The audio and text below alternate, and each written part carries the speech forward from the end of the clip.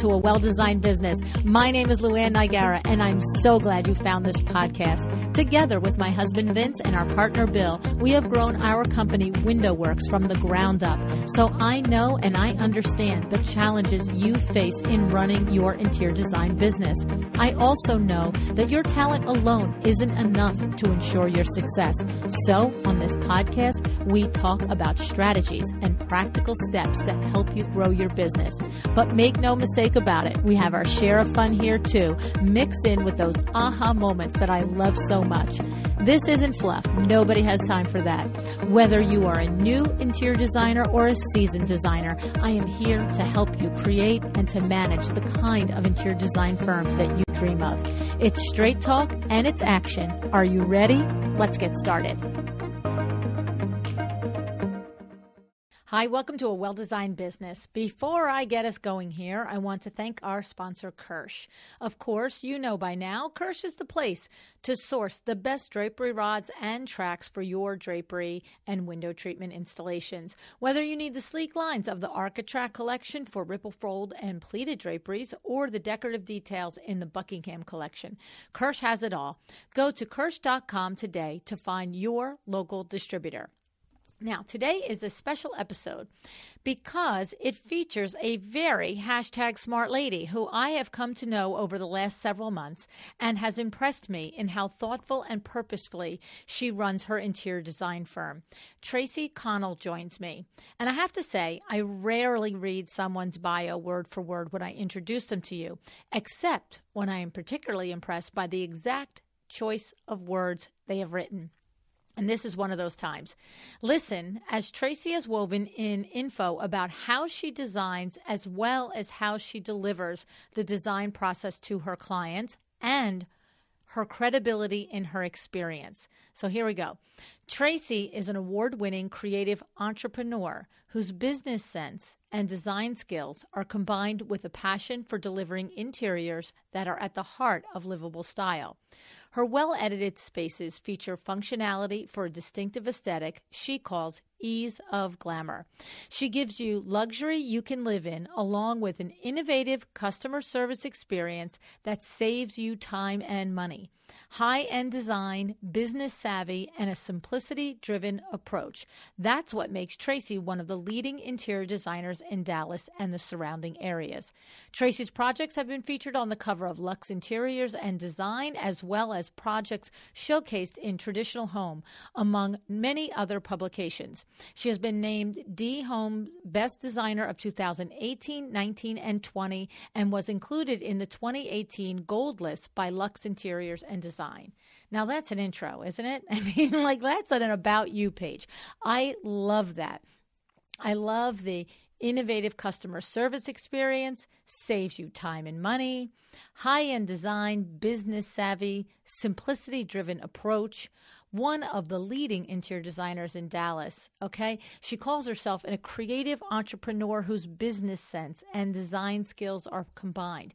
These are powerful words, and I often tell you that many times when I'm reading about you or speaking to you on the show or in real life, I'm processing it as a consumer.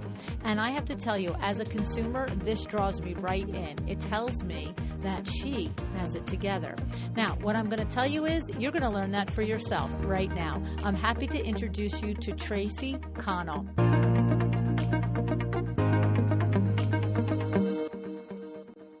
Hi, Traci. Welcome to A Well-Designed Business. Hi, LuAnn. It's so great to be on your podcast today. So, Traci, I want to share with our colleagues listening out there that I have a leg up on all of them because I have been getting to know you over the last several months. You are one of my chairman of the board clients, and what I've learned about you for the last several months has been really so fun for me because I'm just going to share with you. I haven't even told these things to you. What I've learned about you is that you are a driven entrepreneur. I've learned about you that when you put your mind to something, you do it. I've learned about you that you are legitimately a high level, high performing, high revenue generating interior design firm. I'll leave that to you if you decide to share those numbers during the course of the show, but we're not talking about your garden variety revenues here. And I've learned that not only have you been through some very specific personal setbacks in your life that you've had to manage, operate, grow your interior design firm through the process of these things, that you have now reached a point in your life where it's important for you to turn around and share that what you've learned through this with other interior designers. And I feel that you are perfectly suited to teach this, and I've learned that you're now coaching other interior designers, and you have this specific niche, Trace. It's guiding strong, driven designers to take their business from setback to success. So first of all, like, hats off to you, lady. You're a force of nature, and it's my great privilege to work with you on your big picture strategy, because that is my superpower. It's where do we take this force of nature, and where do we put these energies, and where do we put these ideas, and what are we going to do to help you use your superpowers to help others? But tell us a little bit about that personal experience, Trace, and what brought you to where you are now with coaching and teaching other interior designers how to do this. Sure. And thank you for all those nice things you said about me. All true, girlfriend. Yeah. You got to know me really fast. So that is a great summary of what I want to do. When we talk about some of the setbacks that I've had over the last 8 years, what I had to do to navigate those waters was really try and figure out how to up level my business during a really trying time during my life. And I remember how hard it was. And I remember it was really tough to get, really great, to the point answers.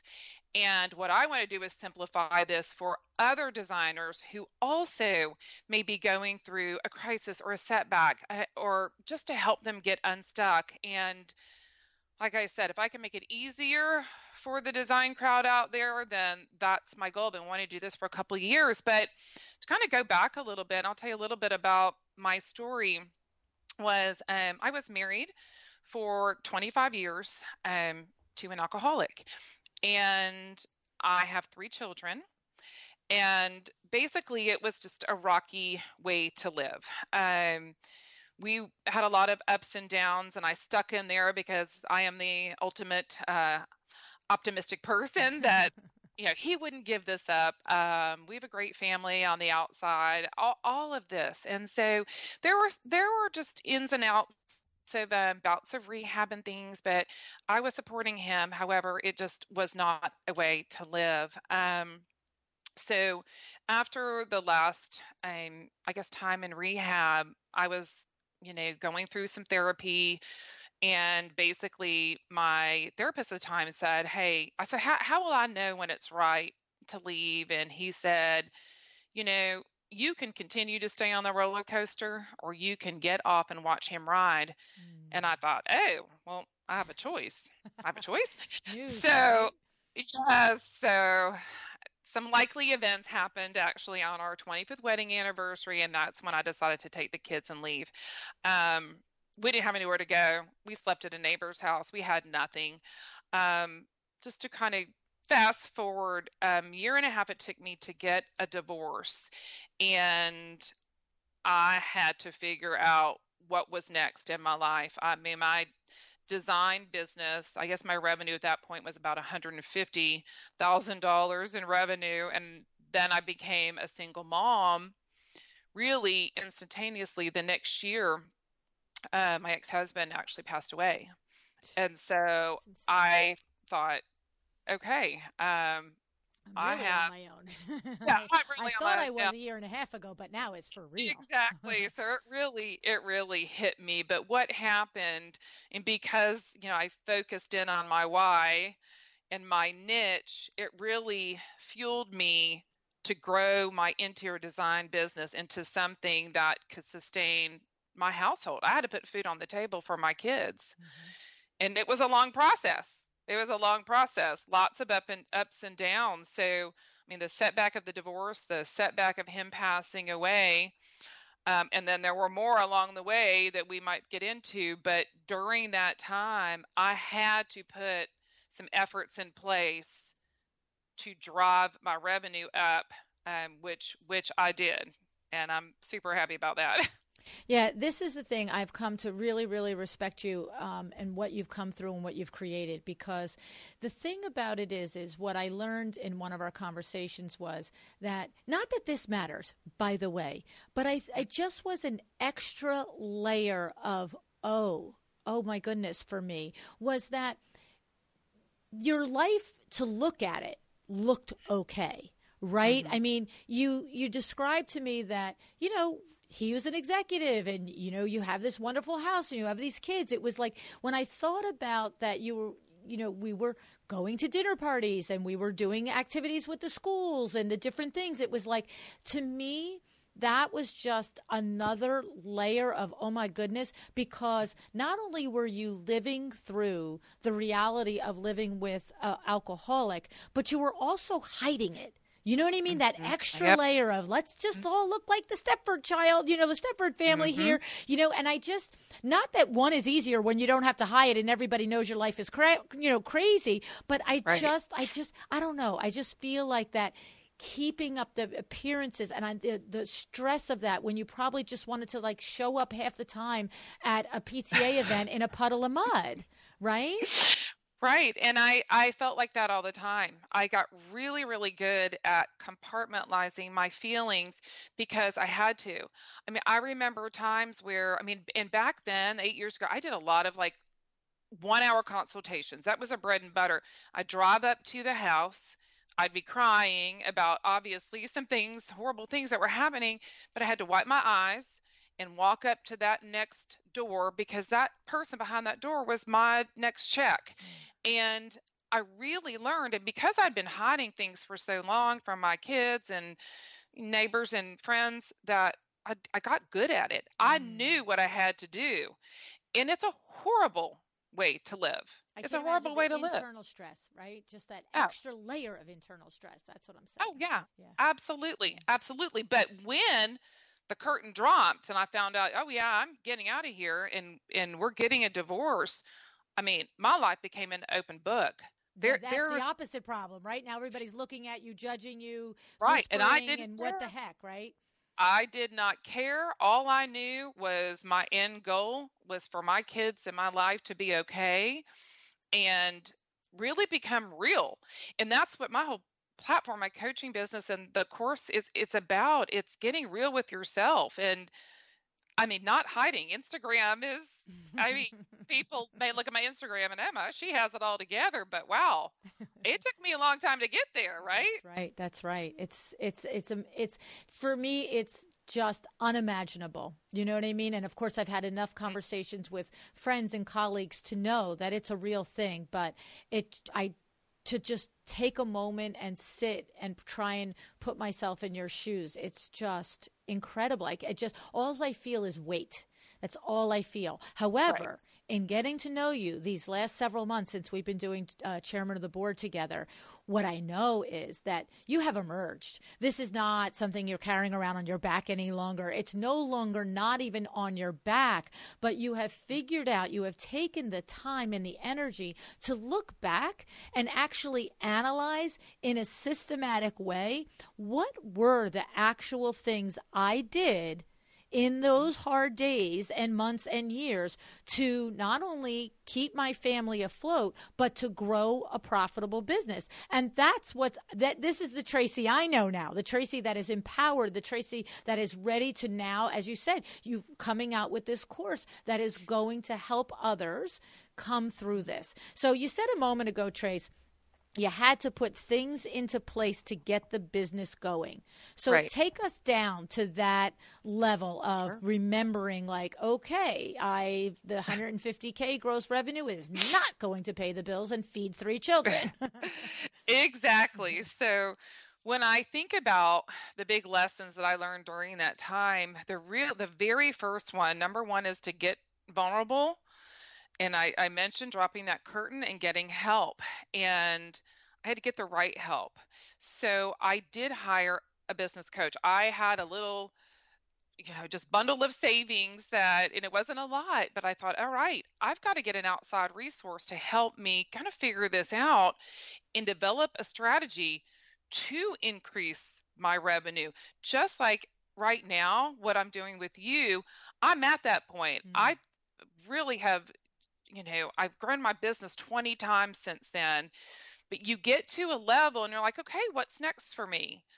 And I'm super happy with what we've done on the TCI side, but it's almost takes someone else to kind of look at the business overall and say, what have I not thought about? Which is what I'm doing with you. But back then it was, digging down deep, and hiring the business coach was absolutely the very first move that I made. The next lesson from that was taking my business and putting under a magnifying glass. There's so much that we do every single day and we get busy, but until you take a step back and really look at the hard parts of this, and that's especially our finances, I never believed that I would be like a numbers geek because we're all creatives, right? Well, I became a numbers geek, and I really had to look at our margins, in the way that I was structuring our projects to be sure that I was very profitable. I do that to this day. I have a fractional CFO. We sit down every single month. We go over everything as well as forecasting. But I had to do that back then in order to know, hey, this is not a hobby for me anymore. This is not a side hustle. And once I did that, there were two techniques I did, during that time, where looking at, buying things retail was not an option. And we actually, with a couple of my colleagues, we created a co-op, a buying co-op, and that's really popular now. But that propelled me into having all the lines that I have direct with the manufacturers to get better pricing for my clients so I can have larger margins. And that was one thing. The next step was really taking a step out there and saying, you know what, I'm not going to take one room. I'm going to set my business structure for minimum size projects. It may not be under 50,000. It may not be less than 3 rooms. And sometimes when you do that, you put it out there to a client, they're like, oh, well, I didn't have 3 rooms, but I guess I could add, the breakfast room and the study because they want to work with you, right? So those were the 2 things I did early on to start helping me get out of the mess I was in.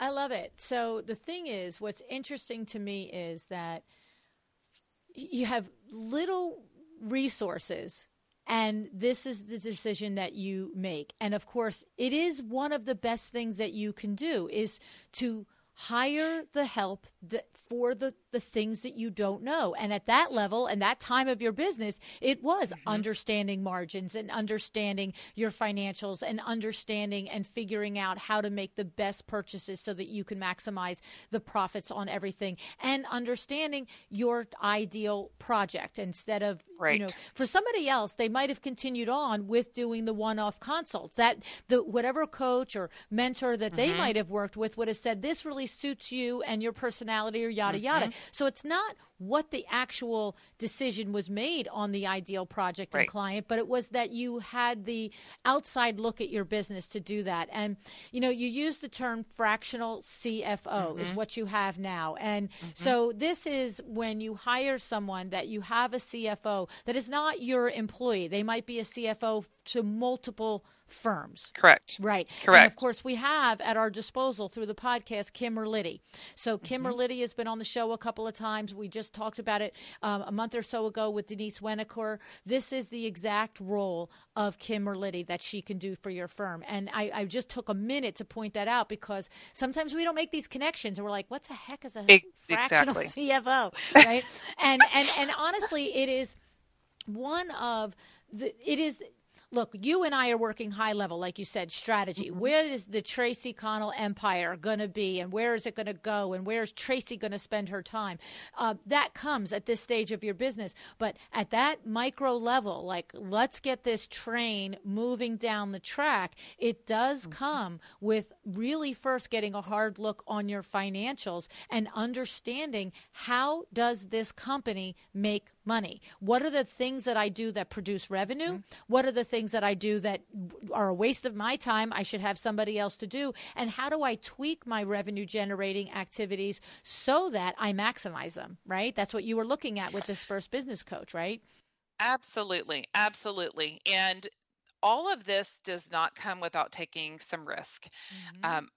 I knew, because I knew my numbers, I knew it was time for me to hire my first employee. The other thing that really helps with this is the forecasting. So as you mentioned in the beginning, you put something out in front of me and I'm going to go get it. So sometimes that's really hard with designers. They are like, well, I don't know how to get to this revenue number that I want to get to. Well, one of the tactics that I use is, hey, let me forecast how many jobs I'm going to need. Say, and it's like a typical Smith job. Oh, maybe a Smith job is $150,000. How many Smiths do I need to get to my number if the big giant project doesn't come? And the only way to do that is to really, again, know your numbers, know your goals. It's not that intimidating, especially if you do have someone that can help you figure that out. The next thing, though, was, after that step, was really, really getting down to creating the systems and the processes and the standards for my firm. Unbelievable. Because when you talk about the business structure, and I do talk to a lot of designers and they just say, I'm all over the place. I'm all over the place. Well, I wouldn't necessarily deem myself as a super detailed person, but I mean, I have created in my team templates and scripts and processes for almost every single thing in my business. What that means is, hey, I can take a day off or I can take vacation and know that my firm is going to continue to click along and no one's getting lost there. It's just really kind of building that toolbox and being reassured that there aren't any loose ends. And let me tell you, we definitely, we alter them every single day. We're constantly learning. Yes. But boy, is it great to have that task delegation and have our processes that we've created to really lean on. And that helps my employees as well. So that was huge when I was, building, from in the 100s, we're gearing up to $3 million in revenue, which I'm real happy about. But, and I kind of go back to the team. Another lesson was building the right team. Like you said, there's so many resources that have their certain wheelhouse. And I have realized, I have my superpowers, and I think my superpowers are getting people unstuck. What I realized, and that includes clients too. But every single person on our team, they've got their niche, they've got their specialty, and I lean on them because we all can't be good at everything. Right. It just, it's building that right team. And I feel like I'm in a really good spot now, but that doesn't mean you have to hire them as an employee. No, I love this whole, step 3 is creating the systems and processes and standards for your firm, because, we had a conversation a month or so ago with Nicole Cole, and she was a newer interior designer, and she listened to the show and she realized that this was important to do from the beginning. We have to do it at any stage of our business. Mm-hmm. But she listens to the podcast. She understood how important it was. She ended up hiring Nancy Ganskaufer and worked with her, and she helped her build and just systemize her business. And we just, this past winter, completed the first round of Process Leads to Profits with Sarah Brennan teaching the course for me. And we'll be doing it again in the spring. And the thing is, there was one designer, when I asked the designers on the first day of the class, why are you here? What drove you to hit buy, click, buy, register, right?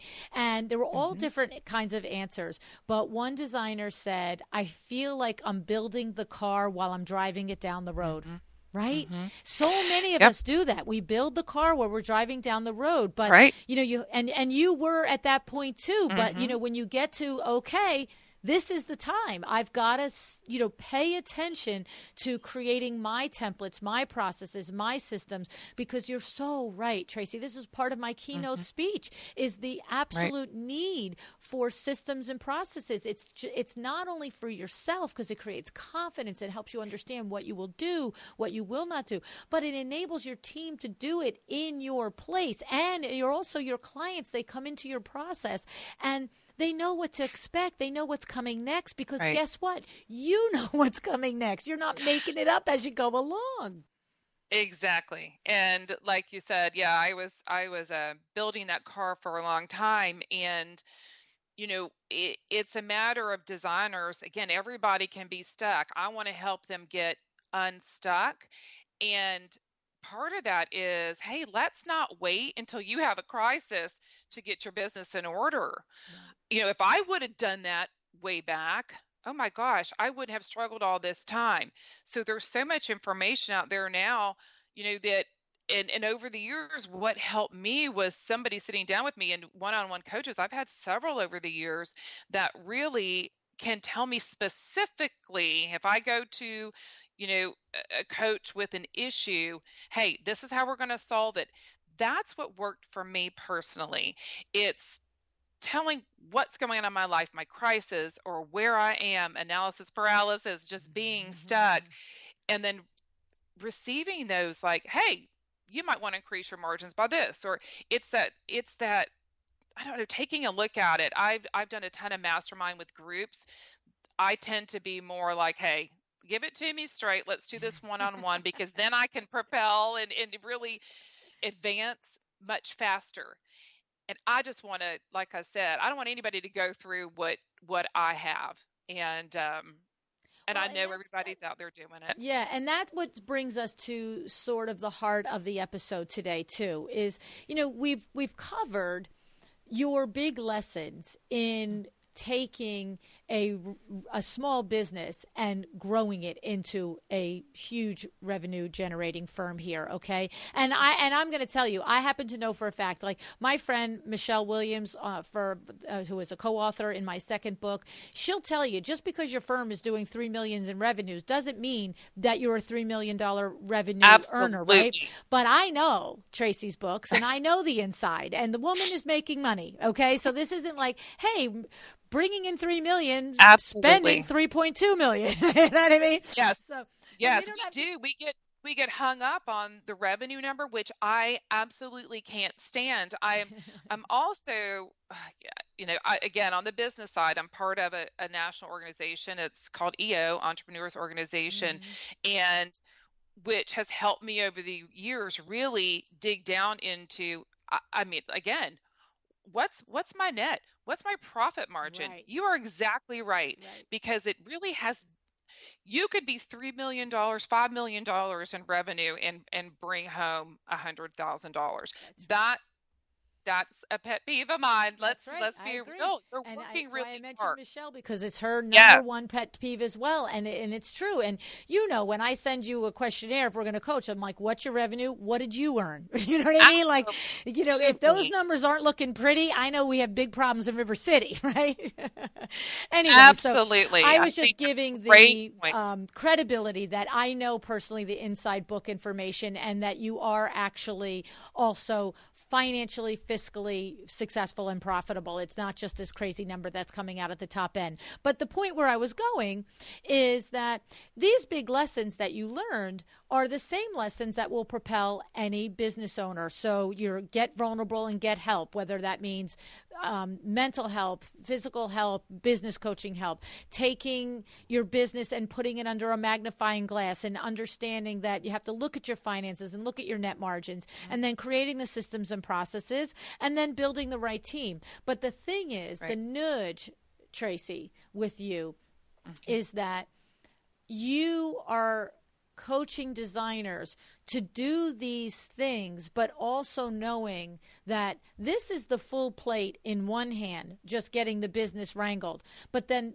there's a specific niche of business owners and designers that have the other hand filled with this emotional setback. This, whatever it is, Correct. Whether it be, in your case, the alcoholic husband that also passed away, it could be just a divorce, it could be a parent dying, it could be a child that's ill. So tell us a little bit about the blending of those things, because the building of the business is hard enough, but you bring to the table the help and the support and the education on doing it through the crisis.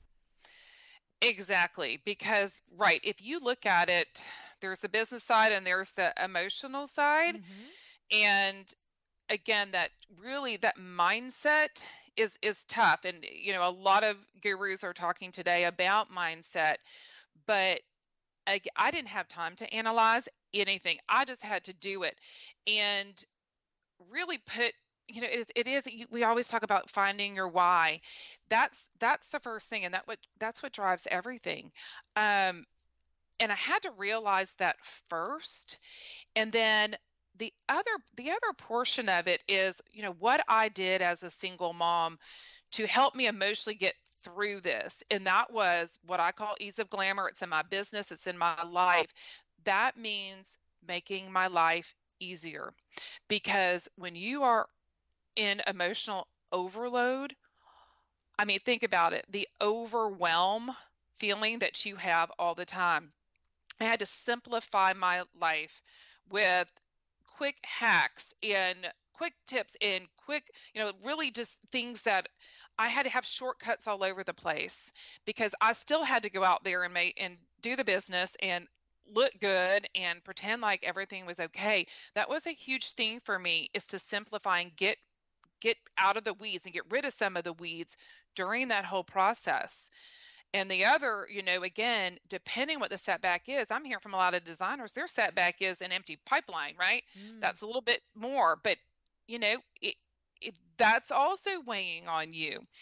But I think it's some mindset work and confidence building. I think that's huge. I think that's huge. Understanding what you have to offer. As I coach other designers too, they have no idea what their superpowers are. And it's like, wow, I had to figure that out myself.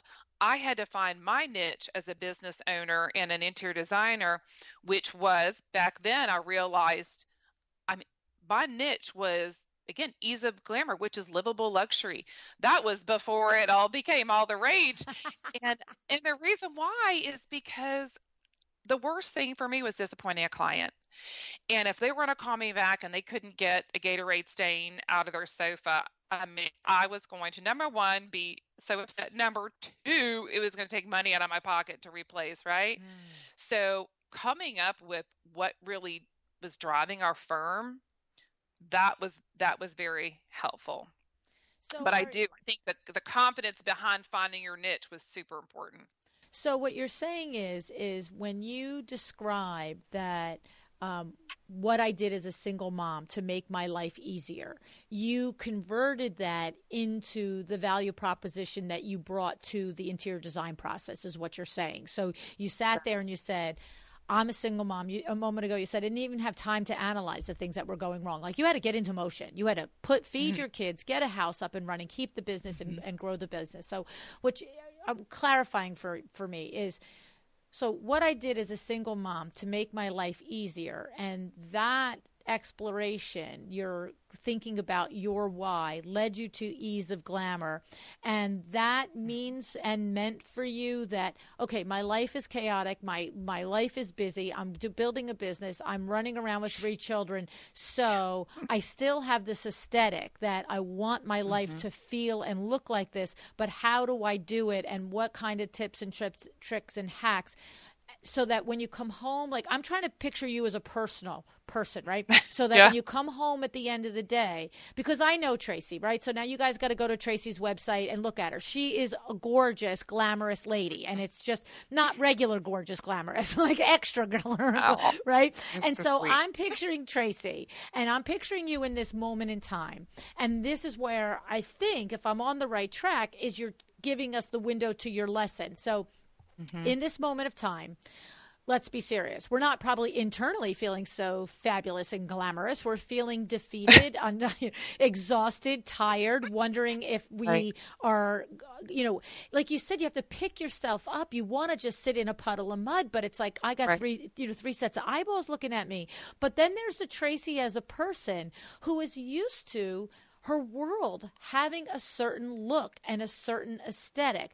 But because life is weighing on you and life is busy and you are building this, you're saying that you started to discover the things that you did for your own self in design-wise that enabled you to lock it down but still have and achieve this aesthetic. And then you said, oh, this is what other busy family and people want, whether they're dealing with personal crisis or not. They want their life to be and feel glamorous, but it has to be easy to do and live and be in with real people. Is that where we're happening? All this little That's niche exactly right. Okay. That's exactly right. So the correlation between my Ease of Glamour concept for the home, it was I want it to look like $1,000,000, but I want it bulletproof too, because I want you as a family, as my clients, to have more time to create memories with your family instead of worrying about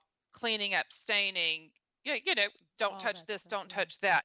That was a driving force behind that. And we have a complete system with a maintenance binder, everything. We educate our clients. It was the same thing for my life, not only my home, and that's one thing, but it was my life. So I wanted to shortcut everything because I did have 3 kids and I did not miss a practice, a game, an event, anything while building this business. I had to simplify. I had to figure out, okay, how am I going to do the meals, right? Shortcuts with the crock pot was back then, doing the meals. I had to figure out how I can be ready in 30 minutes in the morning and still look like, hey, I'm a very successful interior designer, and I've been just spending the whole morning getting beautiful. Exactly.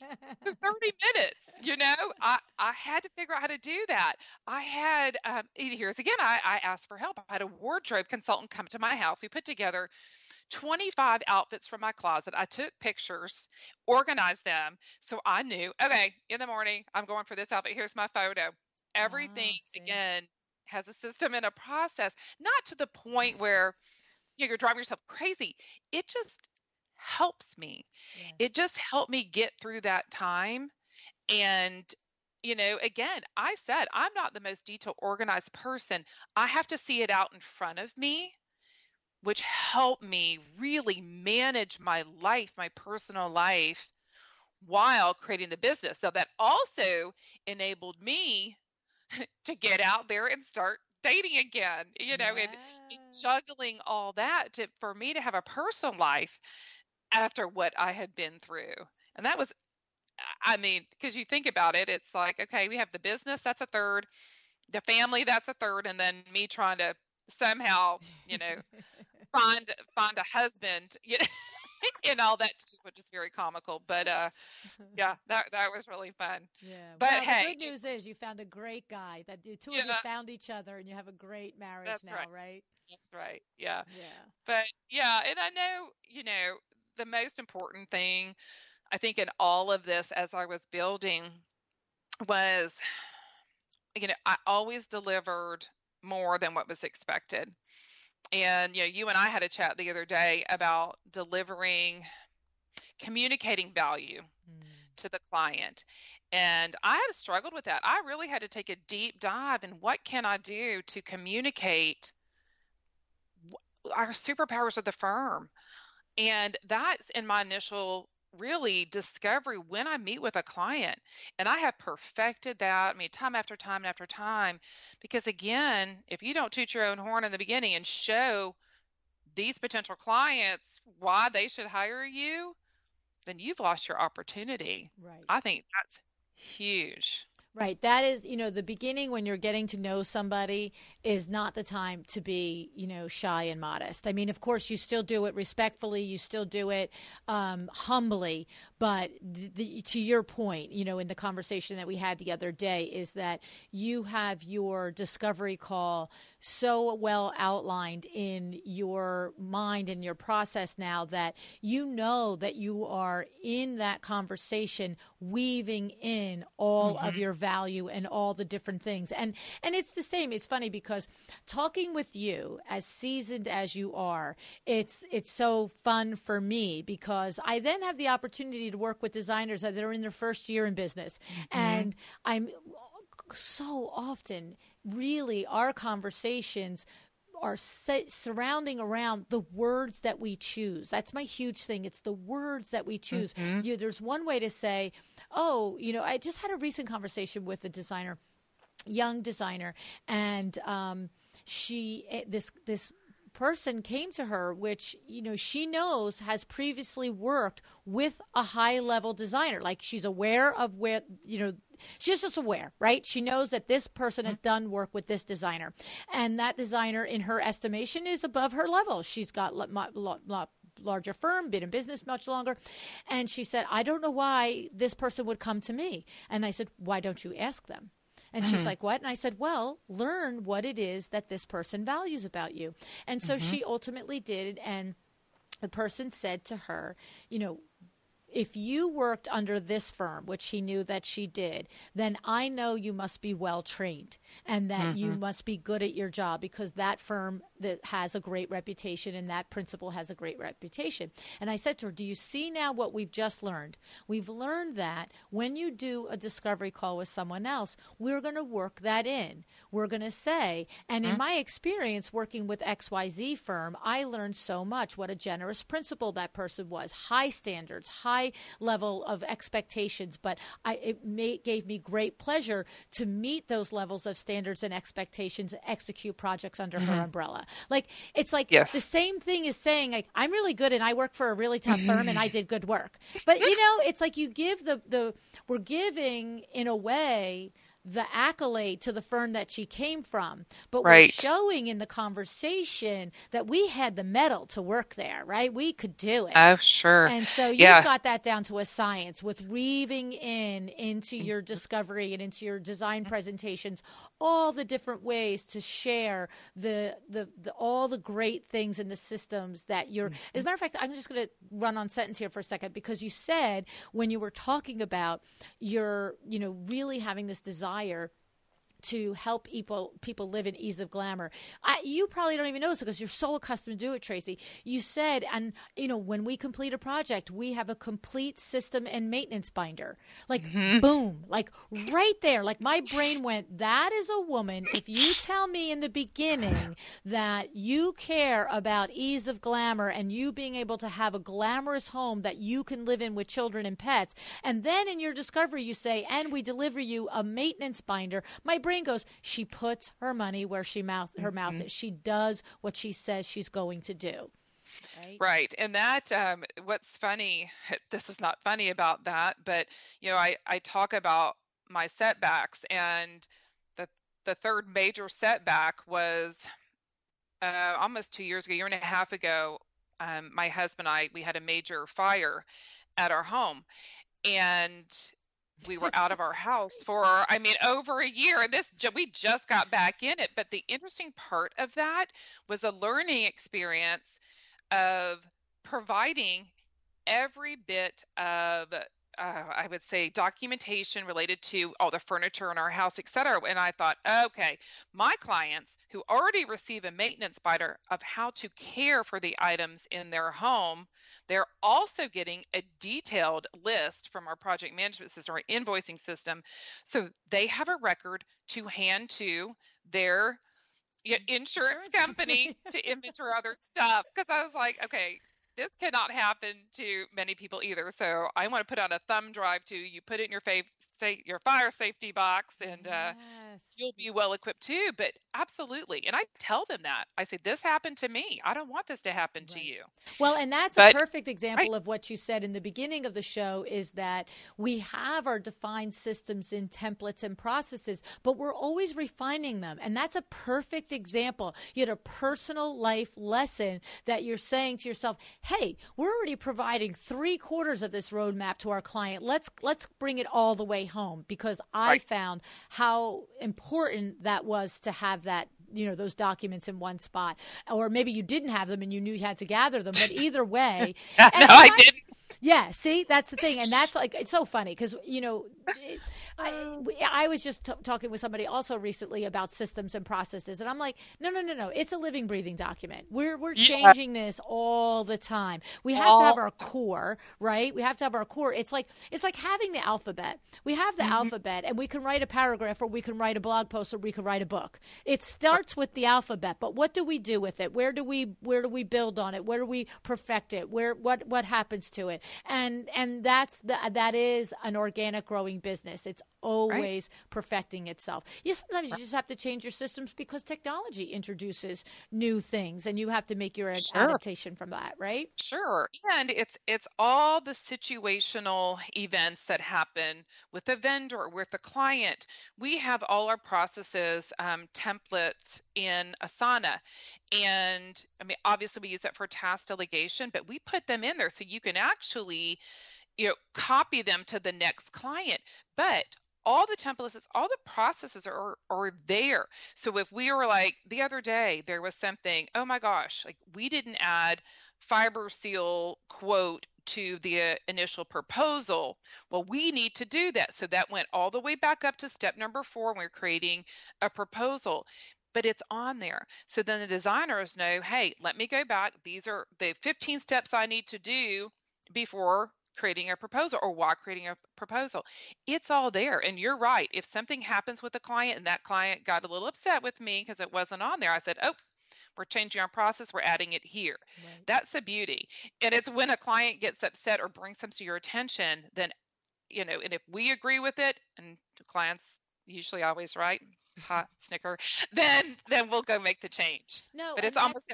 And see, and that is the mark of a really super #smart lady right there, because we all have, I love that word, situational events. I love that little phrase. I wrote it down and put quotes so I know that you said it. So when I repeat it again, because you will hear that again, I love it. I will credit you, Trace. But we all have those situational events where we learn a hard lesson, whether it's because somebody on our team dropped a ball, or because our client, requested something that we were like, we didn't think to offer that, or we didn't think to put that in the process. But it's the smart people, the smart, intentional business owners that just don't go, oh, but they go back and they do make the adjustment, and they have a conversation with their team about, do we want to introduce this as part of our process, or was this just an unlikely one-off scenario for this particular client or this particular situation? And it's that analyzation. You know me, I call it the autopsy. Every single job. What do we do? What did we do right? What did we do wrong? Where could we change it? Does it require an actual official process change, or did it, or what it is you don't usually find, Tracy, that if a ball was dropped, it either is you learned a new lesson and you need a process change, or you go like, oh yeah, see, we missed that step. Like we didn't do that part, right? Right. And I, even at liquor installations, I will take notes on my phone. Oh, we need to be sure to review every single piece of furniture before we leave because we missed that nick on the table and now they want paper, those types of things. So I'm making lists, and we're discussing it every Monday morning at our meeting. And, this particular client about the fabric protection piece. Now, he's a little elevated on a normal basis. So sometimes you have to consider the source. And we've never had a problem with this. But I was like, okay, well, here's our first time. And after almost 20 years of doing this, I feel like, I'm going to knock on wood, I've really been approached with every type of situational event that you could come up with, from client to vendor to process to, oh my gosh, you name it. But it continues to happen, and I continue to learn and hopefully bring that to other designers too before it happens to them. Absolutely. Absolutely. I love it. Trace, you're a force of nature. I'm just so privileged to work with you. I'm so grateful for that opportunity. And I'm so happy to share you with other designers listening. So tell everybody, how do they reach you? Tell us a little bit about the course that you're coming out with in last quarter of 2020. Tell us a little bit about all this. So again, it's been my desire for about 4 to 5 years to give back to strong, driven designers just like me, who need to be, I guess, nudged to get unstuck. And the goal is to take them from setbacks to success. And the initial goal was to create an online course that is in the process, which will be launched in fall of 2020. In the meantime, I thought, I don't want to wait till then. I am doing coaching for designers, and you can find more information on my website, Traci, Traci Connell, Connell, TraciConnell.com, which really shows this side of me, the coach side of me. And there's a funnel system you go through. You click on Coach with Tracy, just learn about it. If you want to have a free discovery call, we can do that to really talk about what your issues are. There's a questionnaire, and then we can tackle that. And then again, follow up with the course that I'm creating, again, to help designers just move past what's holding them back. And that's really the drive behind the new platform. Yeah, I love it. It's a, look, we have a lot of business coaches out there, and, there's many that you all know that I love and respect, but this is a particular nuance to work with someone if you are in the middle or trying to get out of a setback, to have someone who really does understand how sometimes, of course, you said it's mindset and it's confidence, and all of that has to be addressed. But sometimes it's just not as simple as, Cher says, snap out of it. You know what I mean? It's like, sometimes there has to be an extra layer of compassion that I get where you are. Look at me. I've come to the other side. You can come too. You know what I mean? And I'm going to show you how. So, Tracy, it's awesome. I just know that, there are designers out there that are in great need of someone with your experience and compassion. So hats off to you for offering your services. You and I are going to be doing some work together in the future. You are going to be on a High Point panel with me, with Sandra Funk and Toby Fairley and Monica Wilcox. It is going to be off the hook. The hook. Excited. Four dynamic women, all coaching designers in our industry, all with their own little different, unique perspective on it. And I'm just going to be like a kid in a candy shop picking all of your 4 magical brains. And then we're possibly going to be doing some work at Las Vegas Market this summer together with IDS and getting together and doing a panel there too. So you're going to see a lot more Tracy over this coming years. And if you need some help, like she can deliver, please go to TraciConnell.com. Thank you so much, Tracy, for coming on to the show today. Thank you so much, LuAnn. I enjoyed it.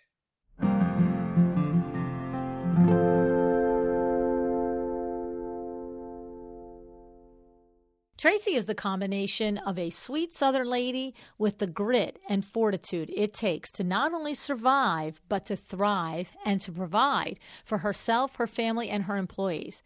We all know it is hard enough to build and manage a business, but add to it the anguish and hardship that she had to not only face personally, but she had to be there to guide her children through it as well. Not easy, but Tracy figured it out. She not only figured it out, but she does what all exceptional professional entrepreneurs do. She reflected, she analyzed, and she documented what she did, how she did it, what worked and what didn't work. And I'm so glad because she went through that list with us today, and I'm going to recap it for you now. Number one thing she said, you have a choice. This is huge. Tracy knows that this is not a time for, nor is there any payoff in playing the blame game or the why me game. You have a choice. Sounds familiar, I think, doesn't it? Decide to be excellent. Might ring some bells. Second, get vulnerable and get help. Yes, you might wear that Superman or Superwoman cape, but get help. Whether it be coaches, mentors, whatever it takes, there's no reason to do things alone. And I want to say, for conversation about the importance of reciprocal mentoring and or paid coaching, these episodes express these ideas. Go to Rashida Gray, number 267, Christina Bruce, number 486, Laurence Carr, number 484, and Laura Umansky, number 492, okay? Number 3, Tracy said, put your business under a magnifying glass. Take a hard look at your finances, your margins, revenue streams. No pretending, really understanding. Evaluate your pipeline. Run your projections for the year, all right? And if you want good conversation about this topic, go back and re-listen to Cheryl Clendon's show, number 482, and also Kimberly Merlitti, number 442. Both good conversations about pipeline margins and all of that good stuff.